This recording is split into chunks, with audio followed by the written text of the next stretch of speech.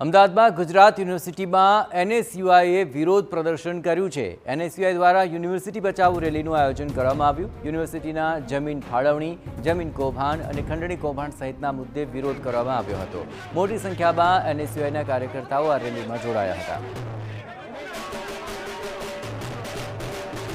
જમીન ફાળવણી, જમીન કૌભાંડ અને ખંડણી કૌભાંડ આ સહિતના મુદ્દે વિરોધ દર્શાવવામાં આવ્યો। આપ જોઈ રહ્યા છો મોટી સંખ્યામાં એનએસયુઆઈના કાર્યકર્તાઓ જોડાયા, રેલી યોજી અને આ રીતે ઢોલ નગારા વગાડીને રેલી યોજી વિરોધ પ્રદર્શન કરવામાં આવ્યું હતું।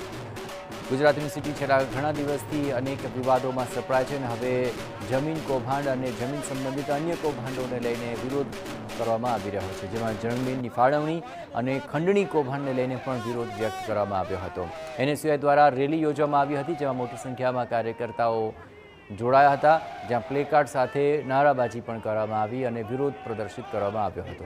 યુનિવર્સિટી કેમ્પસની અંદર એનએસયુઆઈના કાર્યકર્તાઓ પહોંચ્યા અને યુનિવર્સિટી બચાવો તેવા નારા લગાવીને રેલીનું આયોજન કરવામાં આવ્યું હતું, જેમાં મોટી સંખ્યામાં આ એનએસયુઆઈના કાર્યકર્તાઓ પ્લેકાર્ડ સાથે પહોંચ્યા હતા અને ભારે સૂત્રોચ્ચાર કરી તેમણે વિરોધ નોંધાવ્યો હતો। મોટી સંખ્યામાં એનએસયુઆઈના કાર્યકર્તાઓએ જમીનની ફાળવણી, જમીનની ખંડણી અને અન્ય બાબતોને લઈને વિરોધ દર્શાવ્યો હતો। આ સમગ્ર મામલે વધુ વિગતે વાત કરવા માટે જોડાઈ રહ્યા છે ટીવી9 સંવાદદાતા સચિન પાટીલ। સચિન, વિરોધ ચાલી રહ્યો છે, કયા કયા મુદ્દા છે કે જેને લઈને એનએસયુઆઈના કાર્યકર્તાઓ કરી રહ્યા છે વિરોધ? જયેશ, એનએસયુઆઈ જે છે એ હવે વધારે આક્રમક મોડમાં જોવા મળી રહી છે અને આપણે જોયું કે યુનિવર્સિટી બચાવો જે રેલી છે એ રેલીનું આયોજન એનએસયુઆઈ દ્વારા કરવામાં આવ્યું છે। ખૂબ મોટી સંખ્યામાં એનએસયુઆઈના કાર્યકર્તાઓ યુનિવર્સિટી વાઇસ ચાન્સેલર ઓફિસ પહોંચ્યા છે।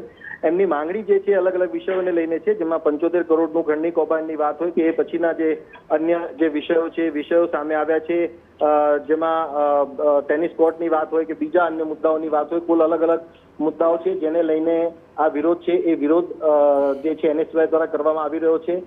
બીજી મહત્વની બાબત જે મુદ્દાઓમાં છે તે એ પણ છે કે યુનિવર્સિટી પાસેનું જે 240 કરોડનું ફંડ હતું એ ફંડમાંથી 150 કરોડ ક્યાં ગયા, ત્યારે એ વિષયને લઈને પણ સવાલો જે છે એ પૂછવામાં આવી રહ્યા છે અને સાથે સાથે યુનિવર્સિટીને બચાવો એ મુદ્દાને લઈને એનએસયુઆઈ જે છે એ આક્રમક મોડમાં જોવા મળી રહી છે। આપણે જોયું પણ છે કે પ્રદેશના જે કાર્યકારી અધ્યક્ષ છે ઇન્દ્ર વિજયસિંહ ગોહિલ અને પ્રદેશના મુખ્ય પ્રવક્તા મનીષ દોશી સહિતના જે નેતાઓ છે એ તમામ નેતાઓ જે છે એ પણ યુનિવર્સિટી પહોંચ્યા છે અને યુનિવર્સિટીની અંદર ચાલતો જે વહીવટ છે એમાં ગેરવહીવટ થવાની જે બાબતો સામે આવેલી છે, ત્યારે એ સંદર્ભમાં યુનિવર્સિટી તરફથી કેમ કાયદાકીય કાર્યવાહી કે પછી કોઈ કમિટી બનાવીને કાર્યવાહી નથી થતી, ત્યારે આ સહિતના બધા જ સવાલો છે એ સવાલો વાઇસ ચાન્સેલરને પૂછવા માટે રેલી સ્વરૂપે બધા જે નેતાઓ છે નેતાઓ અહીંયા પહોંચ્યા છે। જયેશ,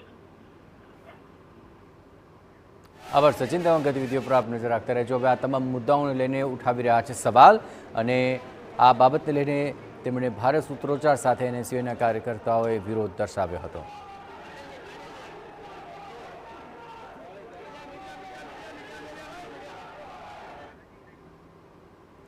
ગુજરાત યુનિવર્સિટી પરિસરની અંદર મોટી સંખ્યામાં આ એનએસયુઆઈના કાર્યકર્તાઓ પહોંચ્યા, જેમણે જમીન કૌભાંડ, ખંડણી કૌભાંડ સહિતના મુદ્દે સવાલો ઉઠાવ્યા છે અને તેને લઈને જવાબ માંગી રાખ્યા છે અને આ ઉપરાંત યુનિવર્સિટીમાં જમીન ફાળવણીને લઈને પણ અત્યારે સવાલ ઉઠાવવામાં આવી રહ્યા છે।